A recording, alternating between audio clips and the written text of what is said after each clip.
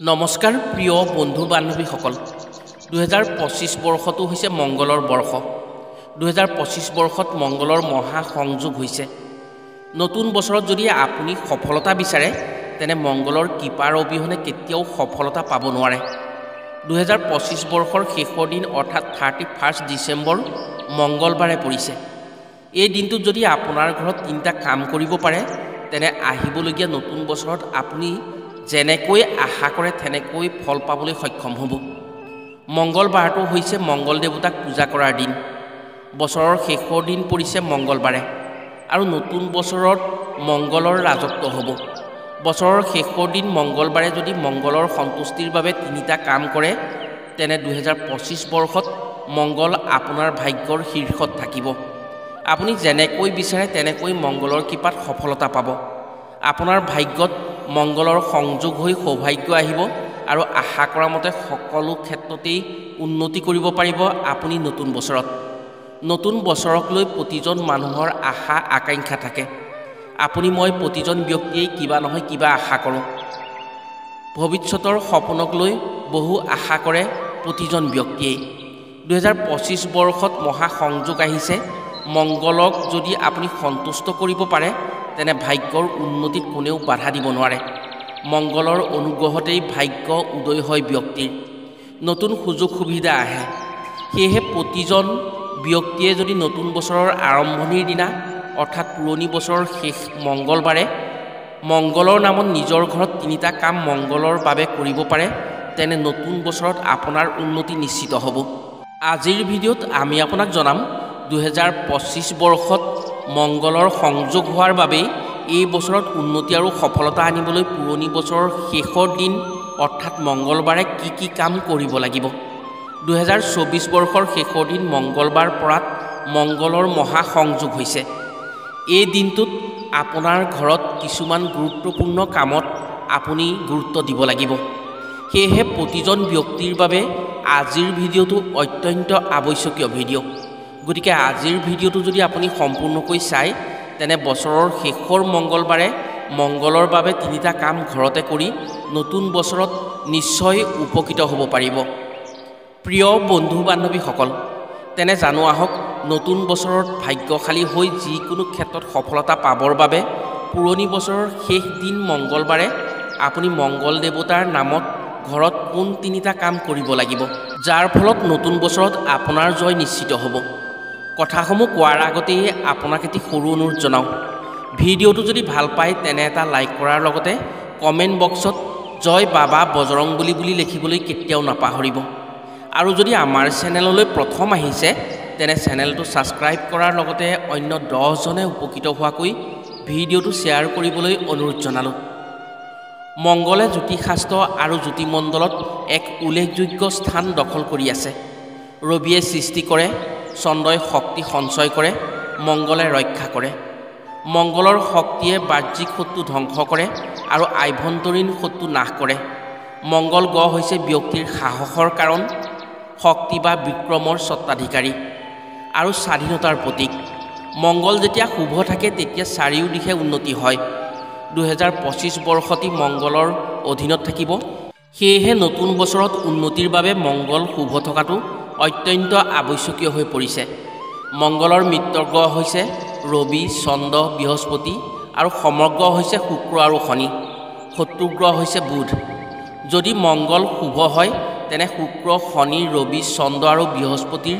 পৰম কৃপা পোৱা হয় ধনবান ভাগ্যৱান সুখ সমৃদ্ধি বৃদ্ধি হয় শত্ৰুৰ বেয়া প্ৰভাৱে ৰক্ষা কৰিব পাৰে মংগলৰ শুভ প্ৰভাৱে উন্নতিৰ পথ সুচল হয় মংগল যদি অশুভ হয় তেনে দুৰ্ভাগ্য ৰোগ ব্যাধিৰ সমস্যা শত্ৰু বৃদ্ধি পাৰিবাৰিক সমস্যা গৃহকণ্ডল কেছ মোকদ্দমা শাৰীৰিক আঘাত ব্যৱসায়িক ক্ষতি আদি সমস্যাই দেখা দিয়ে মংগল গ্ৰহৰ প্ৰতিকাৰৰ ৰত্ন হৈছে ৰক্তপ্ৰবাল মংগলৰ অশুভ প্ৰভাৱত ৰক্তপ্ৰবাল ধাৰণ কৰিব পাৰিলে মংগলৰ শুভ প্ৰভাৱ আহে জ্যোতিষশাস্ত্ৰৰ মতে মংগলৰ বেয়া প্ৰভাৱে ব্যক্তিক সৰ্বহাৰা আৰু সৰ্বশান্ত কৰে কেতিয়াবা মংগলৰ অশুভৰ প্ৰভাৱত বাটৰ ভিক্ষাৰীও হ'ব লগা হয় 2025 বৰ্ষটো মংগলৰ প্ৰভাৱ অতি বেছি আছে এই বৰ্ষটোত মংগলৰ বৰ্ষ প্ৰিয় বন্ধু বান্ধৱীসকল এইখিনিলৈকে যদি আপুনি আজি আমাৰ ভিডিঅ'টো চাই আছে তেনে আপুনি সম্পূৰ্ণকৈ চাওক। 2025 বৰ্ষটোত আপুনি উন্নতি কৰিবলৈ বছৰৰ আৰম্ভণিতেই কি কৰিব লাগিব মংগলৰ বাবে জানি লওক। নহ'লে 2025 বৰ্ষত মংগলৰ অশুভ প্ৰভাৱত সৰ্বশান্ত হৈ পৰিব পাৰে আপুনি। মংগল গ্ৰহ পৰিচালিত হয় ৰাম ভক্ত বাবা হনুমানৰ কৃপাত। মংগল গ্ৰহৰ প্ৰতিনিধিত্ব কৰে বাবা হনুমানে। হনুমান হৈছে কলিযুগৰ জাগ্ৰত দেৱতা। কলিযুগত বাবা হনুমানৰ কৃপাত যিকোনো কাম সমাধা কৰিব পাৰে। প্ৰভু ৰাম আৰু সীতা মাতাৰ বৰত বাবা হনুমান 4 যুগৰ বাবে অমৰ হৈছিল। হনুমান হৈছে শিৱৰ একাদশ অৱতাৰ। সেয়েহে ৰাম ৰাৱণৰ যুদ্ধত প্ৰভু ৰামক যিকোনো বিপদত বাবা হনুমানে নিজে ৰক্ষা কৰি যুদ্ধ জয় কৰাত সহায় কৰিছিল। হনুমানৰ বাবে ৰাক্ষসকুলৰ ধ্বংস হৈছিল। বাবা হনুমান হৈছে মংগলৰ অধিকাৰী। সেয়েহে ৰাক্ষসবীৰে মংগলৰ বিপৰীতে অমংগলৰ সন্মুখীন হৈছিল আৰু ৰামৰ সৈন্যই মংগলৰ সন্মুখীন হৈ বিজয় হৈছিল। 2025 বৰ্ষত বাবা হনুমানৰ প্ৰভাৱ অতিকে পৰিব। যিসকলে বাবা হনুমানক পূজা বা ভক্তি কৰে বা বাবা হনুমানক শক্তিক বিশ্বাস কৰি মংগলবাৰে পূজা ব্ৰত উপবাস কৰে বা মংগলবাৰৰ দিনটোত নিৰামিষ খাই হনুমানক ভক্তি কৰে, সেইসকলৰ বাবে 2025 বৰ্ষটোত কিছু সৌভাগ্য আহিব। অৱশ্যে আজিৰ ভিডিঅ'ত কোৱা কাম 3টা যদি কোনো লোকে কৰিব পাৰে, সেই লোকেও সৌভাগ্য পাবলৈ সক্ষম হ'ব। মংগল দেৱতাৰ কৃপাত নতুন বছৰত আপোনাৰ জয় নিশ্চিত হ'ব। প্ৰিয় বন্ধু বান্ধৱীসকল, এতিয়া কামকেইটাৰ বিষয়ে জানো আহক। 1 নম্বৰতে হৈছে 2025 বৰ্ষৰ আৰম্ভণিৰ আগমুহূৰ্তত অৰ্থাৎ 2024 বৰ্ষৰ শেষৰ দিন মংগলৰ শুভ সংযোগ হৈছে। এই দিনটো মংগলবাৰে পৰিছে আৰু নতুন বছৰত মংগলৰ ৰাজত্ব চলিব। সেয়েহে এই দিনটোত আপুনি কিছুমান কামৰ প্ৰতি ধ্যান দিব লাগিব। এই দিনটো 31 ডিচেম্বৰ হ'লেও নতুন বছৰৰ উন্নতিৰ কথা চিন্তা কৰি এই দিনটোত পাৰিলে আপুনি ব্ৰতৰে থাকিব লাগিব আৰু নোৱাৰিলে নিৰামিষ আহাৰ গ্ৰহণ কৰিব। বাবা হনুমানৰ মন্দিৰত বা আপোনাৰ ঘৰতে থকা হনুমানৰ ফটো বা মূৰ্তিৰ ওচৰত এইদিনা ৰাতি অৰ্থাৎ 2024 বৰ্ষৰ শেষৰ দিন মংগলবাৰে এগছি অখণ্ড বন্তি জ্বলাই ৰাখিব। এই বন্তিগছি যদি হনুমানজীৰ ওচৰত গোটেই ৰাতিটো জ্বলাই ৰাখিব পাৰে তেনে নতুন বছৰত আপোনাৰ উন্নতি ভাবিব নোৱাৰা ধৰণেৰে উন্নতি হ'ব। কাৰণ এইদিনা মংগলবাৰ। আনফালে মংগলবাৰৰ ৰাতি 12 বজাৰ পৰা নতুন বছৰ আৰম্ভ হ'ব আৰু সেই মুহূৰ্তৰ পৰাই মংগলৰ সংযোগ আহিব, মংগলৰ প্ৰভাৱ পৰিব। সেইদিনা সন্ধিয়া আপুনি স্নান কৰিব। স্নান কৰি এটুকুৰা কৰ্পূৰ আৰু এটা তেজপাত জ্বলাই আপোনাৰ ঘৰখনৰ প্ৰতিটো কোঠাত তাৰ ধোঁৱা দিব। এই কাৰ্যৰ ফলত আপোনাৰ ঘৰত থকা পুৰণি বছৰত থকা সকলো অপশক্তি আঁতৰি যাব।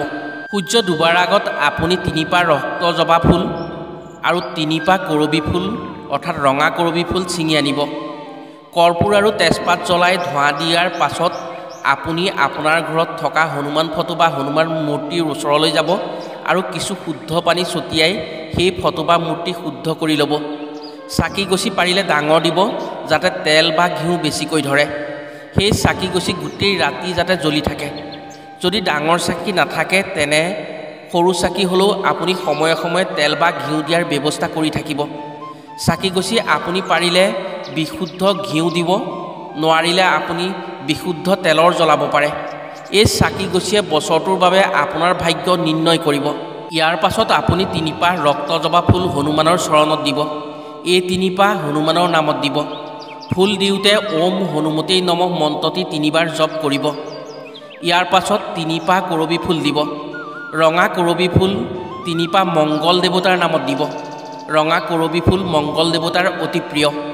এই ফুল দিওঁতে ওম মংগল দেৱাই নমঃ বুলি 3 বাৰ ক'ব। ইয়াৰ পাছত আপুনি 2 হাত জোৰ কৰি বাবা হনুমানক স্মৰণ কৰি আপুনি হনুমানৰ এই কৰ্মসাধনৰ মন্ত্ৰটি জপ কৰিব। ওম ঐং হ্ৰিং হনুমতে শ্ৰী ৰামদূতাই নমঃ। ওম ঐং হ্ৰিং হনুমতে শ্ৰী ৰামদূতাই নমঃ। এই মন্ত্ৰটি আপুনি 9 বাৰৰ ওপৰত জপ কৰিব। এই মন্ত্ৰ জপৰ ফলত আপোনাৰ গৃহত হনুমানজীক আমন্ত্ৰণ কৰা হ'ব। এই মন্ত্ৰ এই উপায় কৰাৰ সময়ত জপ কৰাৰ বাদেও আপুনি নতুন বছৰত যেতিয়াই সমস্যাত পৰিব ঠিক সেই সময়তে আপুনি এই মন্ত্ৰ জপ কৰিব পাৰিব। বাবা হনুমানৰ কৃপাত 2025 বৰ্ষত আপুনি এই মন্ত্ৰ জপ কৰি যিকোনো বিপদতেই ৰক্ষা পৰিব পাৰিব। মন্ত্ৰটি মংগলবাৰে জপ কৰিলে বেছি ক্ষমতাশালী হয়। এই মন্ত্ৰ জপ কৰাৰ সময়ত নিয়ম নীতি মানিব নালাগে। মাথো সৎভাৱে প্ৰয়োগ কৰিলে যিকোনো কামৰ সমস্যাৰ সমাধান আহে। মন্ত্ৰটি লিখিত ৰূপত দিছোঁ, এটা স্ক্ৰীনশ্বট মাৰি ল'ব। 2 নম্বৰ উপায়টো হৈছে 2025 বৰ্ষটোত যদি আপুনি এই উপায়টো কৰিব পাৰে তেনে আপোনাৰ আচৰিত সফলতা আহিব।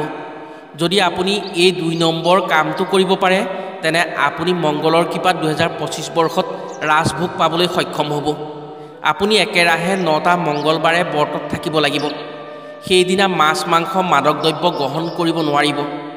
এই উপায় পুৰুষ মহিলা সকলোৱে কৰিব পাৰে। এই উপায়ৰ ফলত 2025 বৰ্ষত মনৰ আশাসমূহ পূৰণ হ'ব। নতুন বছৰৰ প্ৰথম মংগলবাৰৰ পৰা 9টা মংগলবাৰে আপুনি এই ব্ৰত কৰিব লাগিব।